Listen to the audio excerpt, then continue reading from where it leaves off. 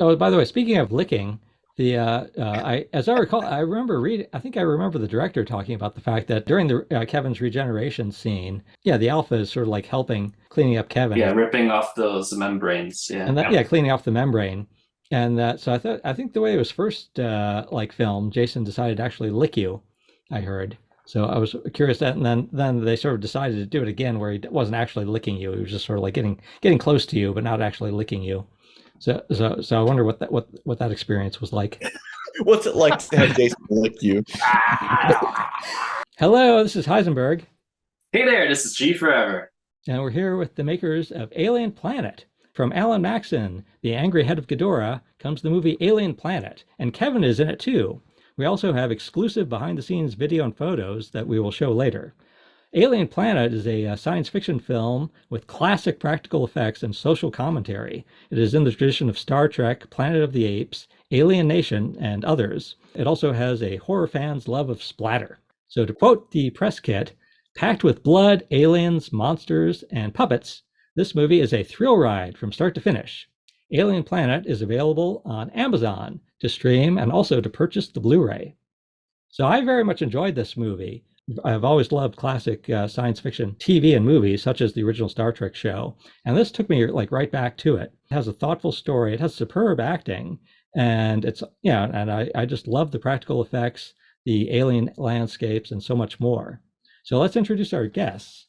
Alan Maxson is a creature actor best known for portraying the angry right head of Ghidorah in the 2019 movie Godzilla King of the Monsters. Alan wrote and directed Alien Planet. Also appearing in Alien Planet is Richard Dorton. In Godzilla King of the Monsters, Richard portrayed the left head of Ghidorah, also known as Kevin. Yay.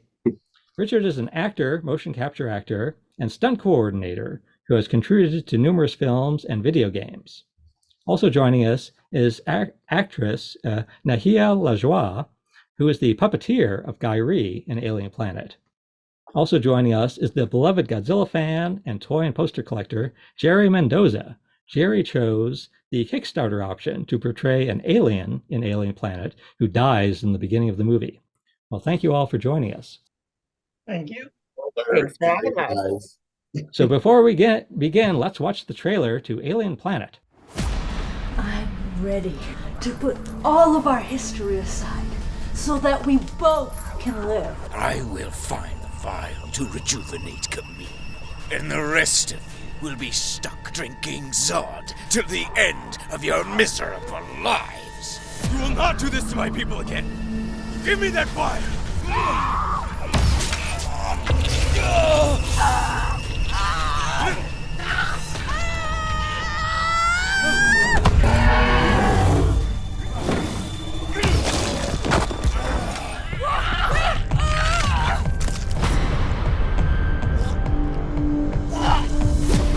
Give me the vial, now! You can't have it yet!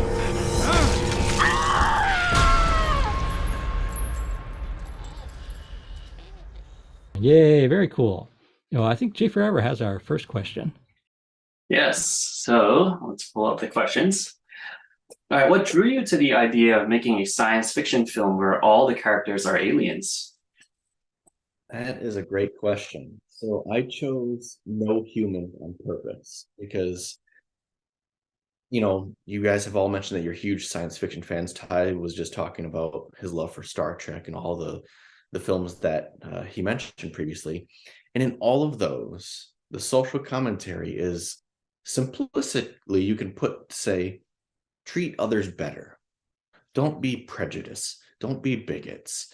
And usually in classic science fiction, those stories, there's always an exception, but majority, it's usually a white person and an alien. And the thing I wanted to do with Alien Planet was there are no humans. So it takes away any ethnicity or heritage or background. And as a human, when you watch this movie, it forces you to think about yourself internally so that you don't visually associate yourself with any of the characters. And that way you can think like, oh, I've thought things like that. That's not cool. Or I've had that happen to me before. That isn't cool, and it allows you to have more freedom with being emotionally connected and feeling the moral of the story Whereas I genuinely feel like if you look like a character, you tend to associate more with it. And so that was my intention, was to remove the human aspect to make it more of like a blank canvas for the audience. No, excellent. Very cool. Yeah. That is a distinct difference. Hunter's joining us. Thanks for being here, Hunter. So let me introduce Hunter. The leading role of Broshit is portrayed by actor and stunt coordinator Hunter C. Smith. Hunter's many credits includes the kaiju movie Iki Boys, where he played Kaiju Vic. So what were the physical and mental challenges of portraying aliens? The first step was this prosthetics give you a whole second skin, and so you have to begin to feel with things that you're not used to feeling with. Aliens, also lizards, have a different way of breathing and sensing and smelling, so I tried to use some animal work to get used to opening my mouth, running the tongue through, breathing through the nares, and really opening up. When you don't have as many features to express with, you got to use the ones you do have. And then just beyond that, for the stunt action and whatnot, I was definitely up against a indomitable force most of the time, so you got to work with what you got and find ways to bring the beast down. Yeah, with the voice in particular, I was actually, like I said, I mentioned earlier, I was especially impressed with the acting on Alien Nation, and the power of your voice was one thing that really stood out. It actually reminded me of like some of the actors who worked in prosthetics on the television series Babylon 5, which I always liked. I'm a big fan of Babylon 5, and it's like just the tone and tenor of your voice really reminded me of some of the actors there. So was that? I take it that you do want to maybe put more into the voice performance than normal because you are working behind prosthetics. Definitely. The teeth of something I've worked for on stage before with doing Dracula. It definitely forces more projection and effort for clarity and enunciation. But then also it is a full-throated, powerful, he's a soldier. He needs to be definitive, but also he's over it. So he's got a certain amount of sass and opinion. Sassy. Just a little Oh bit. yeah, and Richard, I take it doing motion. Yeah, a lot of your work has been motion capture, so I take it you're not normally not having to wear prosthetics. No, not at all. I mean, it's motion capture is, the physical acting, body acting, a lot of this. So I've done quite a bit of prosthetic work. I was in Mortal Kombat Rebirth as Reptile, and I can feel for Hunter because of the teeth. But in my case, mouthful of blood, add that to the mixture, and you have to go up against those kind of challenges. But I mean, when you love what you do, you find a way to make it work, and it's. I mean, I can't believe it's a job that we get paid for. So it's pretty awesome to be part of this project and part of the community of sci-fi and monsters and blood, guts, and gore. No, excellent. And then Jerry also got to play one of the aliens. And I take it this was a new experience for you, Jerry. And we actually have a few photos. They don't look nothing like me. Screen. Nice. Yeah, I take it this is Jerry in the Awesome. makeup chair. Yep, that's me getting made up for the weekend shoot. I got talked into it by a nice man by the name of Alan that I should do this. Even though I told him, I said, I don't think so. But it was like, no, I said, I'm going to back you no matter what, which I have, because I like these guys, both Alan and Richard, that I got to meet way back when at the Godzilla show. And it's been a wonderful experience. And we had a lot of fun that weekend. So. Oh yeah, let's see the final result here too, if I may. There it is. We lit Me with the kitty. Wow, look at that. Oh yeah, looking good. So what was so you were okay with this? It wasn't Yeah, it didn't claustrophobic bother for me you? one bit. That was the only thing I was a little worried about, because you've heard about some people, they do get allergic to the prosthetics and everything, but I was fine with it. And Oh yeah. it was a fun time. I mean, I wouldn't mind doing it again, I would kill you anytime, Jerry. Oh, Well, I think you used enough blood when you did it. Never enough blood. So one alien in the story is Giree, as we mentioned. So who is a kind of alien cat with special healing powers? What went into the portrayal of Giree? Ooh, the portrayal of Giree, well, in terms of how she came to be in the script, I mean, we're all cat people here, and Alan was largely influenced from his own feline friends. So earlier we had Zira on screen. And then within the realm of Alien Planet, though, as far as what helped with my preparation for it, I am also a cat person. I have an 18-year-old black cat named Sabbath. So similar to Hunter with the creature background and doing some animal studies, I really took a deep dive into feline behavior because even though Giree is obviously an alien, everybody can associate her with being cat-like, similar to how there's no specific races in the film. However, all the characters are very relatable. So I very much adopted a feline quality with her. And I mean, these guys were incredibly physical with their performances and had to almost over enunciate and over emote in order for it to read on camera. For me, it was almost the complete opposite, because anytime you see Giree, the frame is actually quite tight on her in order to save Alan in the editing room so that there isn't too much chroma key suit in the shot. So it's very much a lot of controlled chaos, I guess is how I would describe it, because I'm trying to pack a bunch of emotion into a character that's about this big, only using 5 fingers. So it was a lot of steady hand work and a lot of one-handed planks and holding it for 5-10 minutes at a time, and then very carefully manipulating the points of articulation and trying to, imbue emotion into my hands, going based on Alan's direction. So he'll say, look camera right a little bit, if you can, smirk. And it's funny because when you see the film and you see Giree, you're like, well, how does one articulate a smirk? And it's literally like, all right, let's lift the thumb and the pinky a little bit. One of my favorite things too, Nahia, was when I would give you direction like that, when I'd be like, look left, you'd be like, me or Giree? Yes, there was that too. There was a lot of, can you put yourself out of frame more, but her into frame? So it was almost like a separate mind-body experience, quite literally. Yeah, we and actually into a nice routine where I referred to them as 2 separate entities. I would say, Nahia, move your head, or move Gyree's head, because of that exact situation. Yeah, you were originally hoping to have a Ghidorah reunion of sorts in Alien Planet. What was that going to be like? I'm glad you asked, Richard. We actually did this in another interview. I think we talked about it, but originally we were going to have the 3 of us in it, but Jason wasn't available when we were shooting. But my goal was, when we did it, was I was going to have a moment where in the movie, Richard's character, Kevin, aka Kevin, gets shot and he lays there on the ground. Originally, it was going to be myself and Jason with him. And when all 3 of us die, we would have died in Ghidorah head order. And you would have seen one shot of the 3 of us laying in the dirt. And Richard would have had his tongue hanging out, like in the meme. And that would have been our little pod.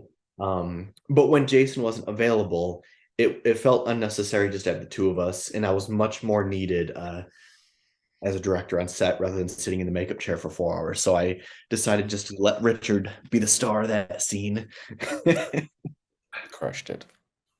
Oh, yeah. It was great to see Richard was included in the movie. I got a big smile when I saw that he was, Kevin. Yes, yeah. our own little Easter egg for people. So that was, I mean, it's really funny you ask, was it going to be a, Ghidorah reunion? Well, Alan and I almost talk every day. So it's like we're constantly in communication and we're like brothers, and same thing with Jason. We're always spitballing back and forth all the time. So it isn't even a reunion anymore. It's like they're like family. You can't get rid of them, right? It's okay, the 3 of you got together and said, okay, let's do this, and that's it. And you guys became family. That's awesome. It's true. Absolutely. May I ask one more thing? Like, did you guys work together previous to Ghidorah, or this is kind of Ghidorah kind of brought you all three of you together? Well, I had trained with Richard at his school, but I don't think we ever worked together on like a professional level. But we did that, and we, obviously something like that, so iconic and large and fun, you bond really quickly. But I think what really cemented it was we did all the conventions afterwards, and so we just got to be super close. And a combination of working in his school, working on set, and the conventions, it just bonded us. And then I think Richard will probably say the opposite, that he hates my guts, but no, that's what made us friends. and yeah, he forces me to come out and visit him and have dinner with him every now and then. So we have a very shared sushi passion. So we always go to sushi dinners. So that's pretty cool. No, the Ghidorah was something special. It is something in our careers that for me, I don't know if I can top that. It was such a great experience. And it is an iconic character, and to be part of the Godzilla universe is a treat and a dream, as a performer. So we love it. We, the fan mail, the response that we get when we go to conventions and everything, it's pretty incredible. And it gives us something to look forward to and to bond over, because it was just something that was so special in our career. So, and being, now that he's family, it was the minute he started talking about Alien Planet, I'm like, I didn't even see a script or anything. I just said, I'm in. Just tell me what you want. I'm done. I'm there. Don't worry about it. That's what we were trying to hope. Jason was in the same thing, but he was just busy, and lucky for him that some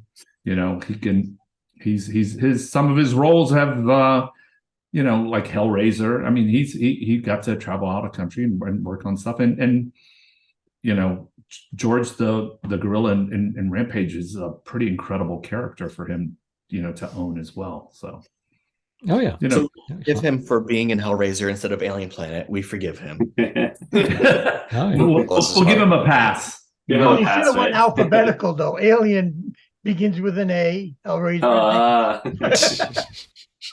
Well, I want to talk more about something that Richard brought up earlier. So yes, it sounds like he volunteered to be in the movie maybe before he knew he was going to have a mouthful of blood. Because in addition to the science fiction elements, there's a lot of blood splatter in the movie, a lot of blood and blood splatter. But I like the splatter in particular. There's just some wonderful shots of splattering blood.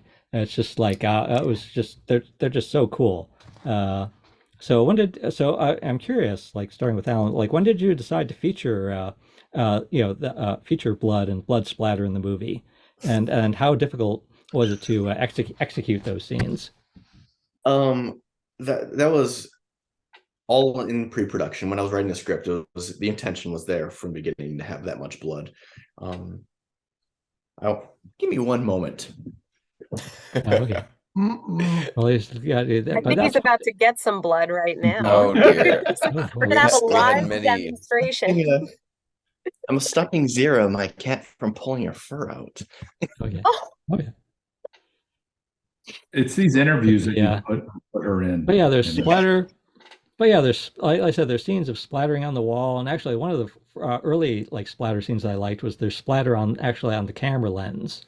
Which I always really like. I like that. Yeah, I like that a lot. So, but yeah, so he said that was part of the plan from the beginning. Yeah, it was.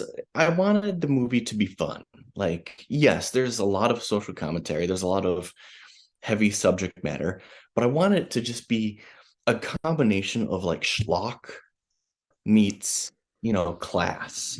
And so how much better can schlock than throw a lot of blood in it? And some of my favorite things, I love Ash versus the Evil Dead, that TV show, and there's just over the top blood in it. And I was like, every time something happens on that show that has that much blood, I'm just like smiling. I'm so happy. And I want people to watch Alien Planet and feel the same. I want them to see Locke's head get smashed and all that blood go on the wall. And I want people just to like smile and be like, I'm having fun watching this. And because, you know, you mentioned it get on the lens and stuff. I mean, we used 11 gallons of fake blood. So it got everywhere. It got on the camera lens, it got on our clothing. Yeah, I think there wasn't a clean crew member on set. So is that? But I am curious. It got It's like pretty good too. because the pattern, because it was so well done, like the patterning of it. And again, is it difficult to have like to get those those spray patterns, or is it fairly straightforward? It's both. I mean, it's fairly straightforward because it's just like, you know, it's like just throwing blood at the wall. You know, you launch it in a direction and wherever it lands is where it's going to go. But the other aspect is we didn't ever shoot it without doing dry runs. We would rehearse it without launching, and we would also rehearse the timing of whoever was pulling the triggers to make sure it was all timed and choreographed perfectly, because we didn't want to make a huge mess and waste blood or waste the take if it wasn't going to work. So, you know, it's easy, but also it's only easy if you prepare correctly. So kind of a combination of both, I guess. Don't laugh at me, Hunter. It's all good to check your angles. Double check your angles. I think we should ask Richard about his blood, though.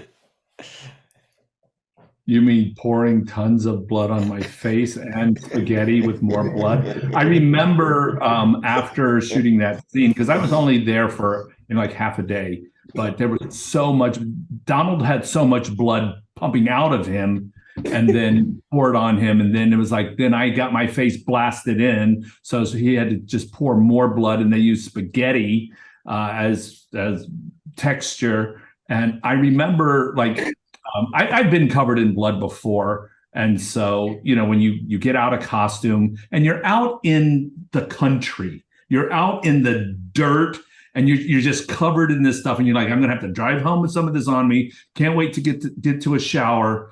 I just remember peeling off my costume and throwing it in the trash because, you know, there was like, there's no way you can salvage this. This is soaked to, you know, through to the bone. It's just covered everywhere. And I'm like, I'll just drive home and take a shower. You know, nobody's going to see me at, you know, 12 o'clock in the afternoon while I'm just trying to get home to get this sticky goo off of me. Funny, I had people looking at me when we went back to the hotel and I was covered in it. And I'm just like, no, we're just going to drive, not pay attention, and get back to the room and clean up. And I think Alan threw extra blood on me just because he could. No, I'll tell you this, Richard. I don't know if you probably did notice, but the shot where we covered your face with spaghetti and rice and blood, we didn't end up using.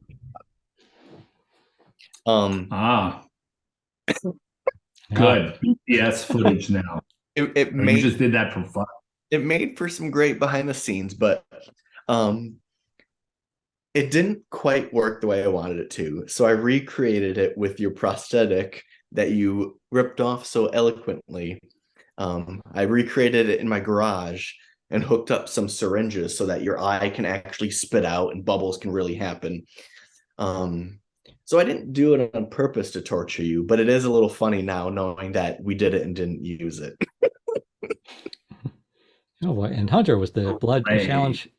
Was the blood a challenge for you in your portrayal? Oh, it was just lovely to be swallowing and chewing, and like I say, we gotta go again with the vomit shot. All right, hold on, let me pack some of this in there, a little bit of noodle, a little bit of that. Let me get some gargle. Thank you. All right, let's roll. Great. And then I take it it's syrup, right? So it's very sweet. It's a little bit. The mouth stuff was just Cairo syrup. Yeah. Combinations and such, but yeah, it was not too horrible, but it was just okay. This is what we're committing to for 7-10 hours. It's like, all right. And yeah, I do have a thing with being sticky, so like That didn't sound right. check that little voice in the back of my head that goes, I don't wanna. Well, another thing I really love about Alien Planet is the scenes in the exterior scenes with the rocks. Just I thought it was just like beautiful shots of this rocky terrain. Now I was curious if part of it was filmed at Vasquez Rocks, and if that was, and Vasquez Rocks was famously used, and it's been used a lot in Hollywood, but I know it best from the arena episode of the original Star Trek where Kirk fights the Gorn. So I was curious if you included. I know there's at least one shot that is Vasquez Rocks. I was wondering if you included that as a intentional homage to that Star Trek episode. And again, I'm also curious about the choice of just using rocky terrain in general. Yeah, so it was an homage to just sci-fi because I think, Vasquez is used in countless movies. We could probably sit here for 10 hours and just list them. I don't know if in my head I was like, for the Gorns, but it was definitely, it's sci-fi. We got to put it in there.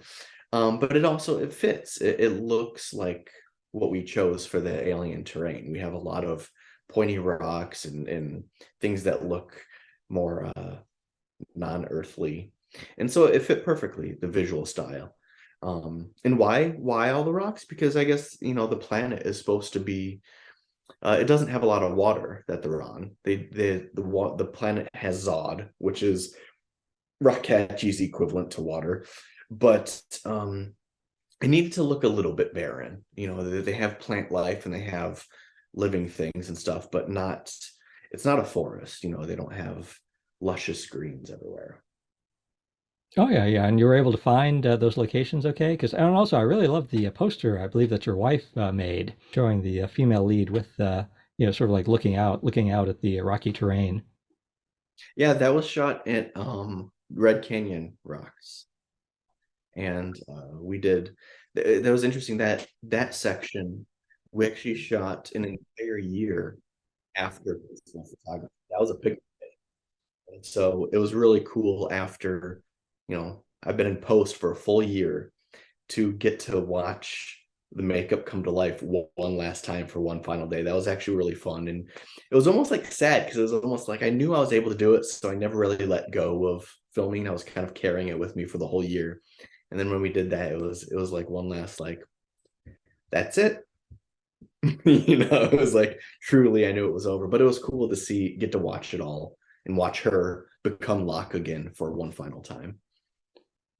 Oh yes, excellent. Yes, so Hunter, you were also in the independent tokusatsu film Ike Boys, portraying the kaiju Vic. We actually recently interviewed the director of Ike Boys and the writer, Eric McKeever, as well as the action star Yumiko Shaku. So how would you compare and contrast working with Eric and working with Alan? And also, like, how are their directing styles different or similar? You better say I'm better. Alan is so much more keyed into me because he knows me as a friend, so he knows exactly how to ask for what he wants in any given moment. And sometimes he just says, "Hunter, just be more Hunter. Just give me more of that. Whatever you're doing there, I like it. I need you to turn that up." And I'm like, "Oh, okay, I know what you're saying." And then I'm like, "I really don't, but I do." Working with Eric was great. He had such joy and passion in just the same way Alan did. For as soon as I walked onto set, he goes, "There's my kaiju!" And I was like, "Hey!" And we just jumped in immediately. But it was so much different to wear a second skin as a character, as Brochi, than to like inhabit this huge, oversized fur and wings and horns. It's like stepping into a mech almost, that you're like piloting this creature. And with the kaiju, I had the one nostril to look through for my entire thing, including the fights and everything like that. So I'm an aperture this big versus it's like really living in the flesh of Brochi. And that's what I love about prosthetics being like right onto the skin, is at a certain point, like we were out in the desert and I felt the breeze come and I felt it on my second skin and not my skin. And I was like, this is great. I was like, I am experiencing this versus like in creating it imaginatively. And that's definitely more of a challenge with puppeteering and a blank face and whatnot, is that trying to give it much more animation for the physical body versus with Brochi, I could be so minimal in the face and in the characteristics. Oh yeah, and with Iki Boys, besides portraying the Kaiju Vic, were you also were you doing the fight coordination? Not for the fight coordination. That was Josh Tessier and his team, but I got to be in the fight choreography with Christopher Troy doing the mecha character and myself as the kaiju. And basically, it was okay. Look for the glow, and once I commit to my swing, please don't be there. But yeah, so we repped it out a bunch of times, and we was shooting in like 32 degrees weather, and with me in the full suit and him in a skin tight suit, he had no warmth and I had way too much. So after every take, we'd pull off my head and a cannon of steam would come rising up. I'd drink half a Gatorade and then we'd put it back on and go again. And it's just like, okay, send it. Oh, excellent. Yeah, I can't imagine with all that fur over there. It was incredible to overheat consistently, like in freezing weather. And I was just like, wow, it's a thing.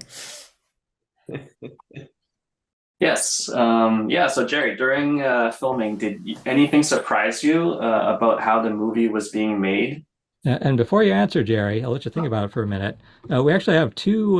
We have two behind-the-scene clips provided by Jerry that we got permission to show. So and again, this is exclusive. No one else has shown these. So let me cue those up real fast. Something to grab onto. Now there's Jerry. There we go. And breathe in the fog.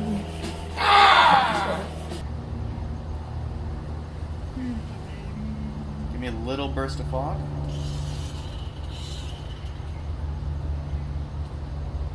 Look at her.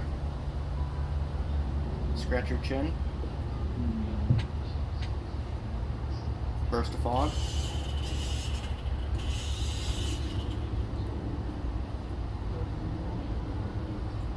Cut.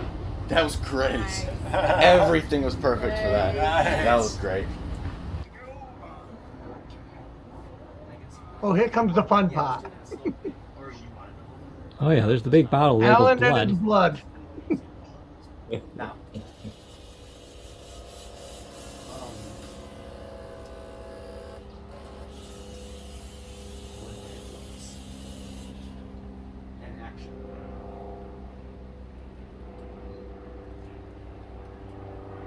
Wait! I shot the blank. I'm shooting blanks here. Just like my love life. Oh, I won't talk on it. When he yells late, do it, Brian. Okay. If anything, you got to learn how to have fun on the set. Brother! Learn that. Wait! Cut. There we go. Oh yeah, so Jerry got his big death scene. Very cool.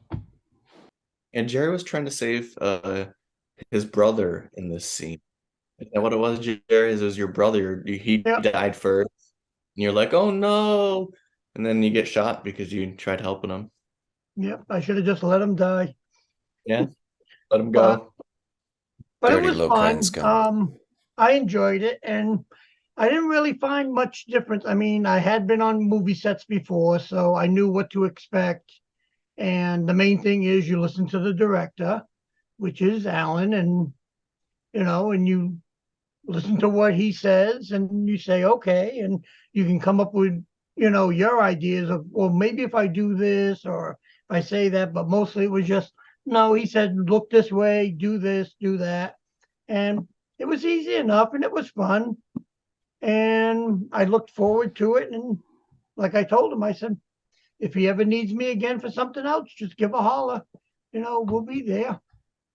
I'll use more blood next time for you. Oh yeah, and there's more. I want to share one more clip because you can also spot Jerry in the trailer, and so let's see there. Let's check that out. So this is more behind the scenes. It sort of like leads into, and then I sort of freeze on the moment in the trailer where you see Jerry. You want me to be leaning down so you can see what the frame looks Will like? you lay on him like you felt? Legs out all the way? That's great. Can you see their heads touching? Cuddle, cuddle. Let's go this more. Yep, cuddle, cuddle. There he is in the trailer. Oh yeah, very cool. Yep, I will say, I mean, I never expected though that when I met these two wonderful people, Alan and Richard, that later on down the road I'd be in a movie with them. Maybe you'll be in 2, Hey, maybe 3. you want me in another one? Like I said, just give a holler. You know There's a me, I'm there to help out. There's a fun thing I noticed when watching that. The vest he was wearing, the armored plates. I think almost every male character except for Kak wore that, and we only had one. It was reused for every single character, and we even have scenes of like Delich and Brocheet in the same scene together, wearing it, and we never bought a second chest plate. We just reused it, Just washed pass it it. around. Mhm. Oh Laundry yeah. was fun. I would have to go home after the shoot days, and basically it was like a 2-step process. Is first I hosed all of them to get all the excess blood out because I would have destroyed my washing machines. But yeah, every day I would go home and and it looked like I was murdering people. You just see it trailing out the way, and then I'd wash it in the thing and dry it, and then bring it the next day for them. But yeah, it was funny. It was a lot of blood in my alleyway during that month of shooting. I'm sure Did your any of your neighbors enjoyed neighbors? Yeah, I was just about to say. Well, I didn't want sticky clothes, so I had to wash them. Oh yeah, that's when you want to let the neighbors know what you're up to. Oh, they Yeah, probably thought it was par for They course can for think his about it. house. It's okay. yeah. One thing I'm curious about the making of the movie. Like, I wonder if there were any sort of happy accidents that happened, because I've heard like directors talk about that during filming, that sometimes something unexpected happens, and so the end result is even better than you had hoped for. Were there any? Can you think of any moments like that for Alien Planet? I'm trying to think offhand because I mean everything was pretty well planned in advance. Can you guys think of anything that we didn't plan that kind of happened? I don't know. You had pretty much every single thing scheduled. The only thing I could say, did the chain break in a good time at one point during the fight scene? Because it was basically breaking every single take at all the wrong times, but I think it might have worked out once where I got I don't know yanked if it ever completely off broke the the way roll. we wanted it to. It's like, just trust me, it'll be good in the next scene. I think maybe I think it was go back to the blood. You're talking about how it just splattered on the walls and stuff. I mean, all of those were it's chaos, like Jeff Goldblum says, we never know which way the water is gonna roll. I mean, I guess it rolled the perfect way each take. So I guess that was happy accidents anytime we launched the blood. I have one little one. Whenever I got sprayed in the face with the Dweller blood in his ship, the rag I used to take care of myself. It was a surprise discovery. That was not scripted and it was perfect. I think I was like, I need something. Oh, hello. because what happened was we filmed it out of order. So we filmed Brocheet leaving the ship and he's clean. And then we went and filmed the stunt scene and he's blasted with all that blood. So we were like, we need him to be clean when he walks out. And I think you'll have to correct me if I'm wrong, but I believe Jessica Blue jokingly said, she's like, just have him clean himself off with the dead carcass. And she thought we were all going to laugh and come up with a real solution. But I was like, no, that's actually brilliant. Hunter, pick up the fur next to you and wipe off your face and horns. And you milked it. You did your horns, your lips. It was great. I loved that. That was a happy accident. Good call, Hunter. Oh, very cool. And then, sort of at the other end of the spectrum, what were some of the biggest challenges of making your own independent film, Alan? Like, were there any setbacks that put the whole project in danger of not being completed? COVID, maybe. We had a COVID scare. At Fonco, one of the stage managers, who was in our area, he was in tight quarters with us. He had COVID and was in there breathing on everybody. And then we found out that day. So when we shot, we pitter pattered it. I think it was 3 days, 2 days off, 5 days, 2 days off. Like we always had a weekend kind of planned in there. And luckily it was on the day where we were about to have 2 days off. So we went and got COVID tests for everybody. We had everyone test, everyone was negative, and then we sent everyone home with an extra test. And we said, before we come back on Monday or whatever the next, we had 2 days off was, test again and call me if you test positive. And luckily nobody did, and we made it through the whole shoot. But that would have set us back. And that was actually a fear of mine because, independent film, money is so tight that if we had to not shoot because locations were already paid for, we would have really been screwed because we would have been out that money and out that day. So I was really afraid of COVID getting us, but luckily we were all super protective. Everyone wore masks, everyone tested.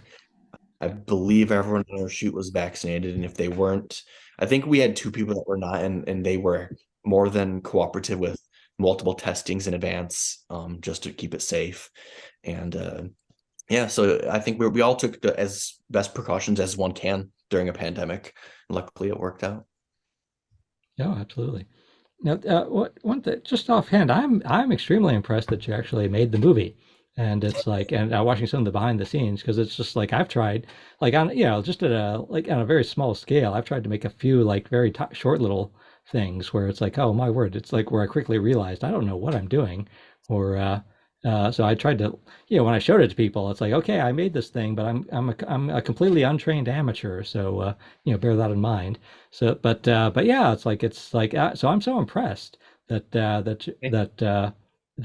you got the whole that you got the whole thing done, and we got to see it. So where is this something? So where did you learn, very briefly? Where did you learn filmmaking? I guess one, I have to give a shout out to the entire cast and crew because I had help. So Rick, Hunter, and everyone who was not here. I thank you all because I could not have had it made without any of you. I think everyone was a crucial part, down to even a PA who was on set for one day. I mean, we needed everyone. So I'm just grateful for everyone's help. But to answer the bigger question of where did I learn it? I mean, I've been in the film industry for professionally 15 years, but I've been in the performing arts since I don't know, 8th grade or something, too young to even remember. And I'm an actor, I'm a television editor, and I just work in all the aspects. So I think from observing every different department and watching a million behind the scenes things on all the VHS, DVDs, and Blu-rays growing up through the years, I guess that's where I learned it. Oh yeah, excellent. So the female character Locke, played by Alexander Bokov, has a large role in the story. What made you decide to make the female lead character prominent? I guess the same reason why you would make the male character prominent. It felt right. If we had 2 lead males, I think it would have been a lot of testosterone, especially in the jail cell. We're in the dweller's captivity for, I think, a solid 30 minutes in the movie. And if you had 2 guys yelling back and forth, even if it's different personalities, different tones, I think two men bantering, it's almost like the same tone. Whereas if you have a woman and a man, it's a different tone, and you can get different layers and levels, and it just evens it out and smooths it out, I think, better. And that was actually something that I talked with Kaylee, my wife, quite a bit, discussing of who we wanted, if we wanted the lead to be male or female, and we actually had a version at one point where it was a man, and it read better when we read it. It just made much more sense, and it felt right. So yeah, awesome. Yeah, it actually surprised me, since like the initial back trailer, when during the initial trailer when you were doing the campaign was 2 male characters. So I was actually pleasant. I really liked her performance, and the fact that it was a female character. So I was that was a very nice surprise when I watched the movie. Good. Yeah, I was same here. Oh, good. Yeah, I was hoping that there would be a little bit of a surprise, almost like spoiler alert for people who have not seen the movie, but I was hoping to be like Friday or Nightmare on Elm Street, where at the beginning you think Kak might actually be the main character because Lucan is giving Kak the scroll, and but then it's a little bit of a switcheroo, and you go, oh, we're not following Kak.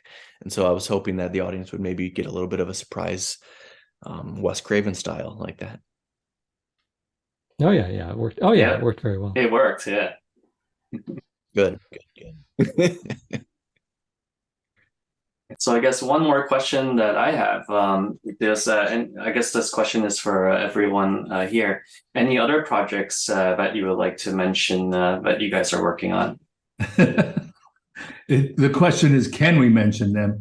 But, because of the NDAs we're under. Of course, yeah. But I actually, last night, I had a new trailer drop for Remnant 2, the video game. I worked on that trailer, and a bunch of my students and now colleagues in the mocap world are in that trailer. So that dropped, and that was a nice surprise. So Remnant 2 is one of my most recent things that just happened. I just wanted to say earlier, just touching on the male-female aspect of the two characters, I also felt like it gave Hunter a really great person to, character to play against, which made you lock into his character a lot more, because I hated him.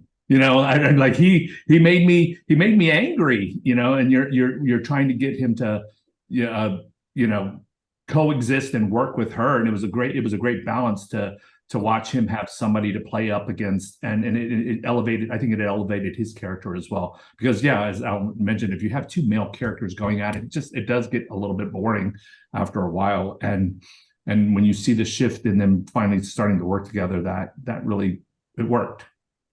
Mm-hmm. Absolutely. There's actually also I was gonna play off what you just said, but then it escaped me, so I guess I won't tell you.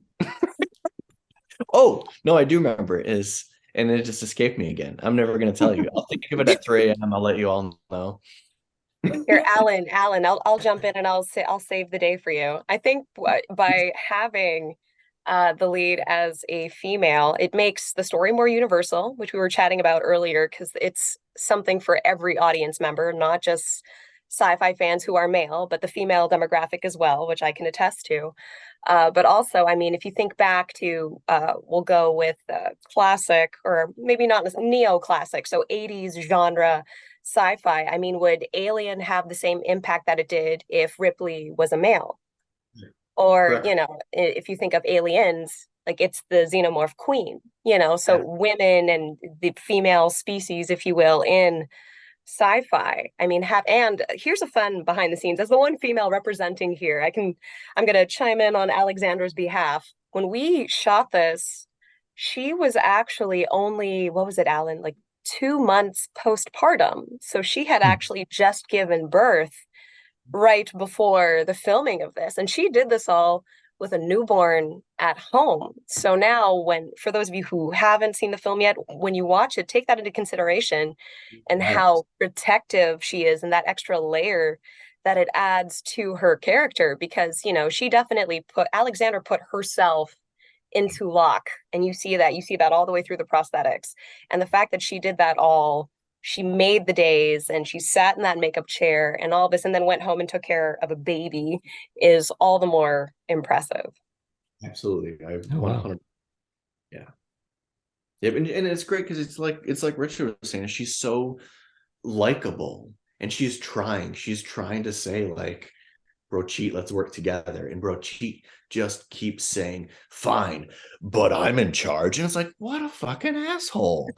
And so, like, the dynamic is just so much greater. Oh, I remember now. I don't have to wait till 3 a.m. to tell you.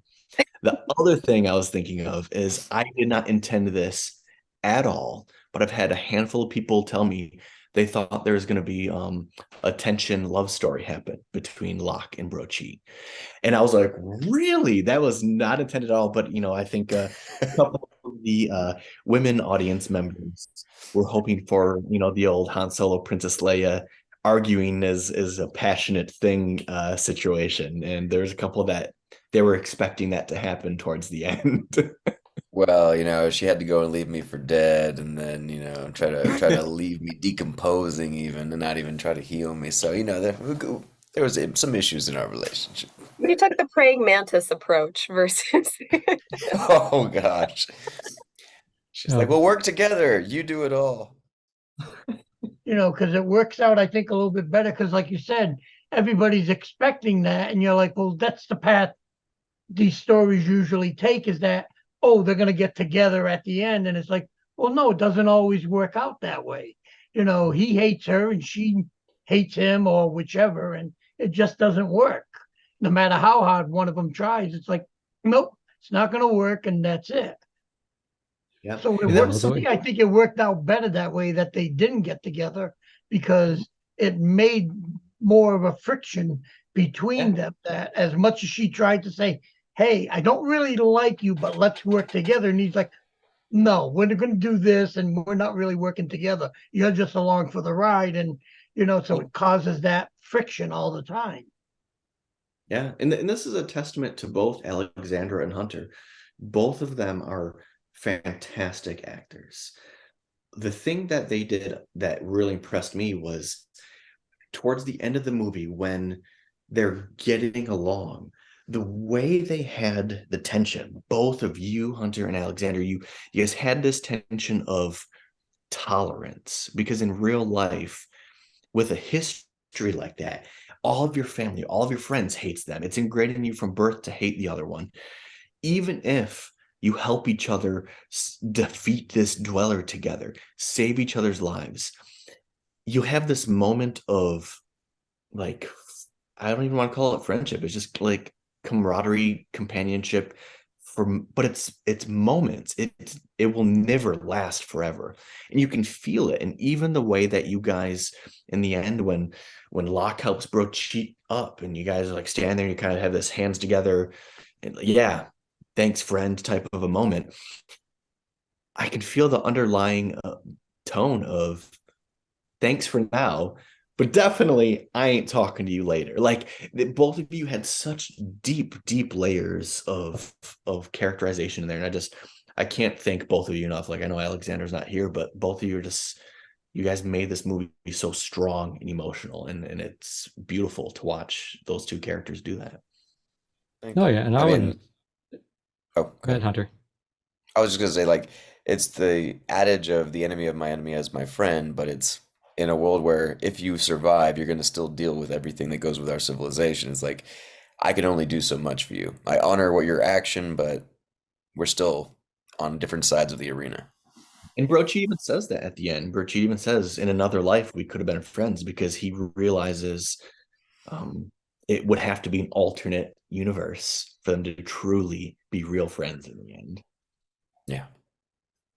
Okay, but oh yeah, beginning after G Forever. Just like any other projects folks want to mention?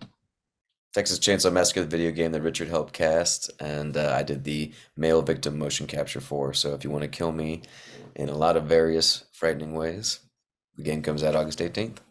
It's a fun time. Woo! Awesome. Nahia, you can plug what you and I worked on recently. Well, yeah, and this is kind of like the perfect loop, because the fun thing about working on any Alan Maxson film set is that it will not be the last time that you work with them. He has this innate ability to kind of marry people that are very similar minded, similar in work ethic, similar tastes, similar interests. So we become fast friends, not just on set, but we keep in touch thereafter. Hunter and I worked on something else within the horror indie genre. And Alan and I have now worked together countless times as far as upcoming things that involve blood and gore. Last year, we shot another indie feature called Isleen Pines, which is going to be coming out this Halloween season. And it also incorporates a lot of the cast and crew that was on board during Alien Planet. And similarly, even beyond that, we worked on a short film that's part of a larger horror anthology called Party of Darkness. And that was also by another crew member. And that, like, we're still in the midst of shooting this year. So it's perpetual. This cinematic universe of Alan Maxson is never ending. So Jerry, when he says, I might kill you a second time or a third time, like, take that to heart, because he Oh probably no, I know. will. Yep, I've already talked with Alan about a project that I wrote for him to possibly play the creature on it, but we're still like, you know, futzing around with the script a little bit because I'm like Alan in a way. You write it down and it's like, yeah, okay, that sounds fine, and then like 2 hours later, you're like, nah, that doesn't work. Let's change this and change it all around, and it's like I'm just that way. And I know that right now, what with the writer's strike, that even if you were to film it, you're not allowed to change any of the wording because it's like, no, that's considered gospel. So I'm like, well, I can't do it yet then because I'm that way. I'm like, nah, that didn't sound right. No, try this instead. Or you might say, oh, I'd rather try it this way and say this and it'll work out better. And it's like, yeah, but we can't do that yet because we're on strike right now. So we got to wait and Well, you that's know, one nice hope thing for the about best. these independent projects, though. I take it that because these are independent projects, that they can be done during the strike. As Yeah. long as the production companies honor what SAG, what the Writers Guild wants. If they could honor what we're asking for, then yeah, some of these indie projects are getting off the ground a lot easier. And I think that's going to be the next wave of filmmaking that's going to happen. That we're proving that our indie stuff can be funded and we can honor and pay people what they want and take care of your cast and crew, and you don't need them $25 million a year. The fact that Alan proved that he can make this movie with the funding that he got, and it's tough working on independent films. It's tough, but it can be done. And the passion I think that goes into working on something independent. He was saying earlier, the cast and crew all came together, and you make it work. You make it, you stretch the dollar the best that you can. You feed people really well, and we're all willing to. We believe in the project. We're going to be there for that. So I think the future of filmmaking is going to change because it has to. There's no way that we can go back to the old system. So it's going to have to be recreated in a new way. I think that was, if anything, that was probably the biggest difference that I saw. What with working on, a big company set compared to working on Alan's, is that I think the people on the independent set is more willing to bend over backwards to get the things done. Whereas the bigger production, it's like, okay, so we're not shooting right now. Oh, that's fine. Okay, we'll wait. And it's not like, no, we got to get this amount of, shots done. But they're like, well, if we don't get it, that's okay. It's just another day. Whereas on an independent, you're like, no, we want to get this. We want to get this right. And we want to make sure it all works and everything comes together. And it works out, I think, a lot better with an independent than it does with a big budget company. Because also with the big budget company, you get them where, someone would have taken like Alan's idea for this and said, no, we don't like that. We want this that's in 40 billion other movies. And it's like, well, no, that's not what I was looking for. I'm looking for this. And they're like, no, that's not going to work. But yet here it is. Alan did it and it worked, So that's, I think, is the biggest difference between an independent and a major studio. The independent, you're able to go more with what you feel is actually going to work than what, the big companies think is what's going to work. I will tell you though, Jerry, Disney, if you'd like to buy Alien Planet, I will sell out in a heartbeat. You can put Mickey Mouse ears on brochi and sell it at the theme park. I just want a cut. I want a good percentage of that. No, very fun. That's it. Pick on me some That's more. the Go next ahead, go next ahead. attraction. There's Alien the Planet. love. There's the love. Oh, very fun. G Forever, is there any, especially as we have like 2/3 of Ghidorah here, anything else you wanted to ask or bring up? Let me think. So I guess like for King Ghidorah, because you guys were like tied together in the kind of like all together performing one character. Was this like have you played any other characters where you had to be like combined for either like video games or other motion capture characters? I had two once. I did a short film where it was supposed to be like, I think it was two of us. It was two twins they were like mutated and stuck together from birth. So it was like two sloths from Goonies mixed with the Blob meets inbred hillbillies. I don't know, some weird thing. I don't even remember what it was, but yeah, I did that before. It was not as fun as working with Richard and Jason, that's for sure. I wish I could even remember what it was, because we filmed it in a submarine because the visuals are really cool. We actually went on a real submarine and did it, which being tight quarters with a human in a submarine is so small because submarines are tight and short. Oh yeah. I was just in a submarine in Hawaii, like just was it like a month or two ago? And yeah, it's very narrow. Mm-hmm. I've done a couple of mocaps where you combine two people. I did Silent Hill Homecoming, and I played all the creatures in that as well as Pyramid Head. But one of the creatures is morphed. A woman. I carried a woman on my back. Our heads are morphed together, so her arms and legs are up in the air, and I had to be the body, and I had these giant meat hands. So I did stuff like that. I did testing for Super 8. The film, when we were testing for the creatures, where we had two people, somebody below, I was standing above them, used to be extra arms. We do things like that. I just shot a game that uses arm extensions and stilts to be different sizes. So I think it when you have more experimentation for mocap with stuff like that. Ghidorah was something completely special. Because originally when I got the call, there was talk about possibly me playing the center head and puppeteering two other heads, and that there was no way that that was going to happen because what were they going to give me to puppet? So I hope one day we get to do a practical Ghidorah. That'd be fun. That would be really awesome. I would love to see it.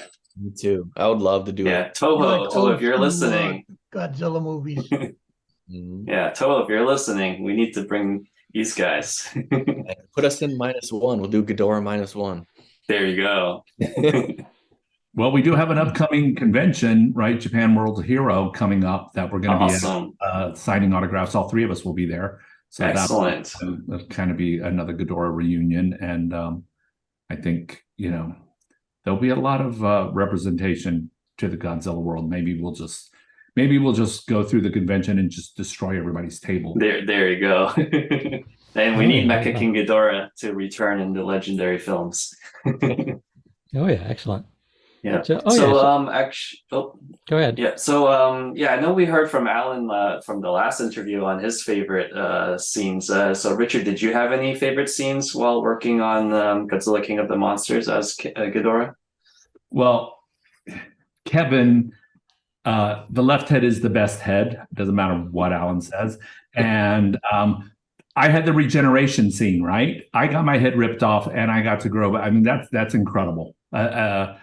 The idea that I am the curious one, I'm the one that gets to lick the corpses. I had more fun being the curious head and getting the chance to try different things. And I didn't have to be angry all the time, and I didn't have to be alpha. I got to be a little bit more fun. So, and I always like to throw in his face that, who got the after credit scene? My skull, right? Yeah. So I mean, it's a dream come true role. It's really funny. I think I mentioned this before.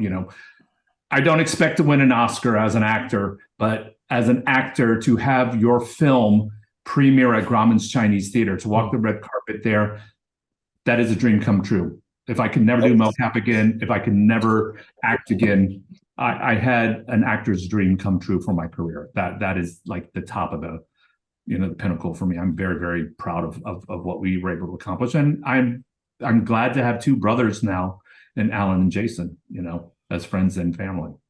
No, Hell yeah, it's yeah. wonderful.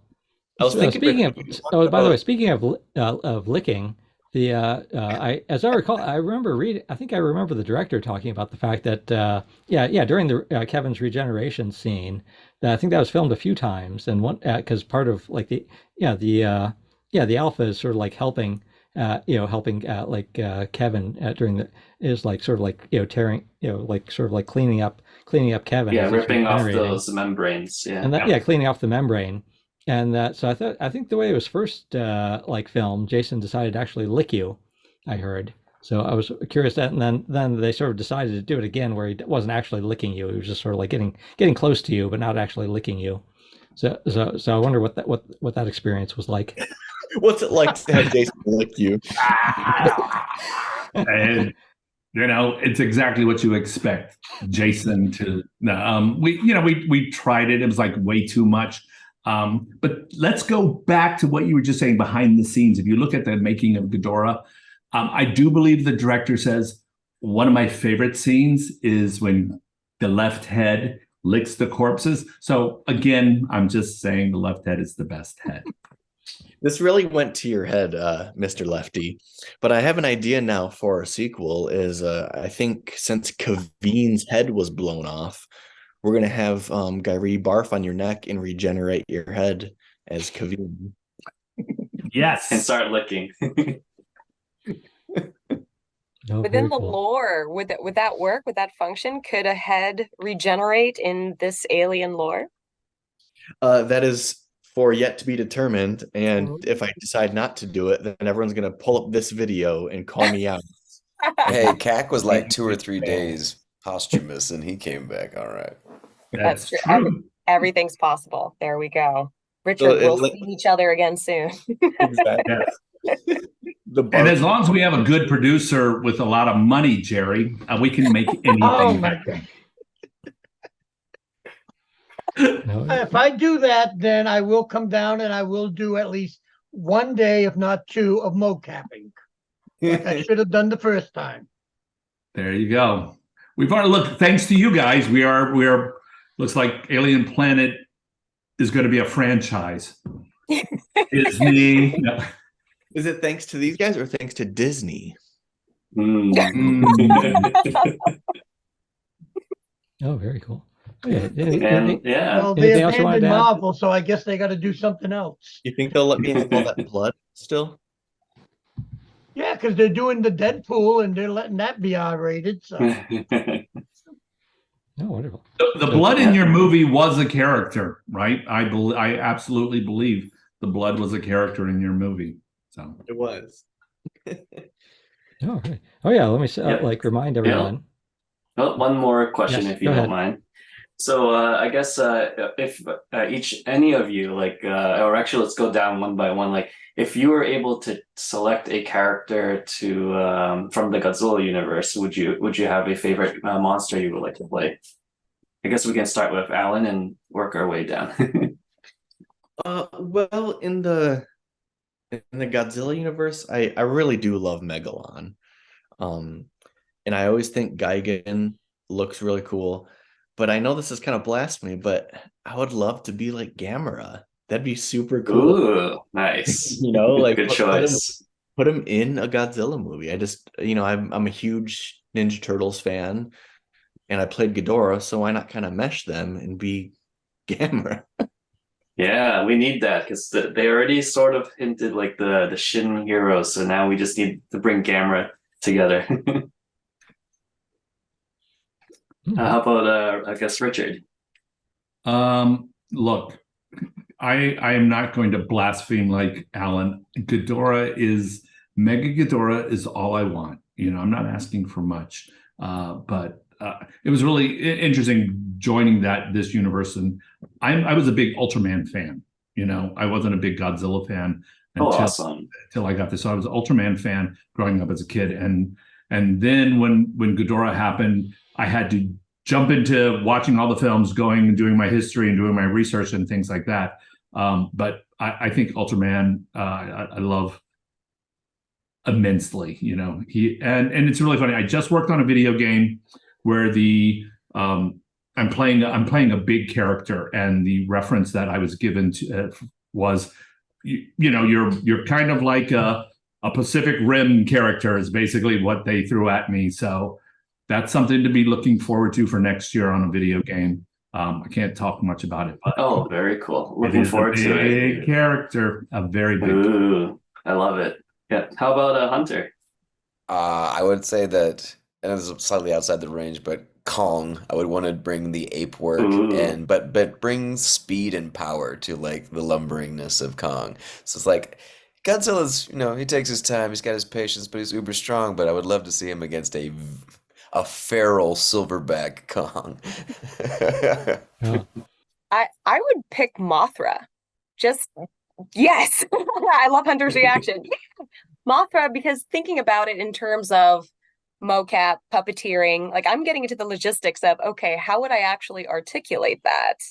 Because you're not just flapping arms or anything. Like, would you have something actually physically strapped onto your back? You have to think in terms of that enormous 3-dimensional space and have that spatial awareness on like 3 different axes since you're coming from above. So I think that would be fascinating as far as, like a more, as to coin Hunter here, like a more vicious, aerial attack from above versus just because you tend to see Mothra fluttering.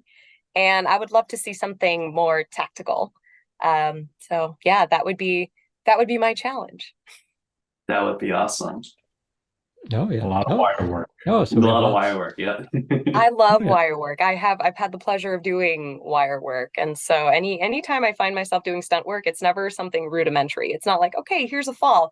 It's like, all right, now do this thing underwater where you hold your breath for a couple of minutes and then go upside down. And I'm like, sure, let's try it.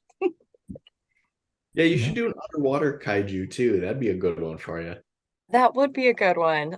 See, future planning. We're with the other Love one. it. We'll talk about the teenage kraken. You could be the mother kraken. Yeah, exactly. For mermaids are so passe. We need to go in the realm of some underwater kaiju. We need to bring some kraken to the surface, quite literally.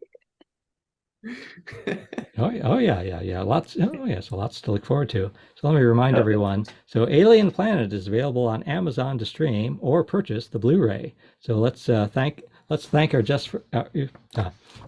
our guests for joining us, and to say goodbye. This is Heisenberg. And G forever. Hoping you enjoy Alien Planet. Thank you guys. Thanks Thank for you. having Thanks. us. Alien Planet film. Thanks, Alien y'all. Planet. Woo!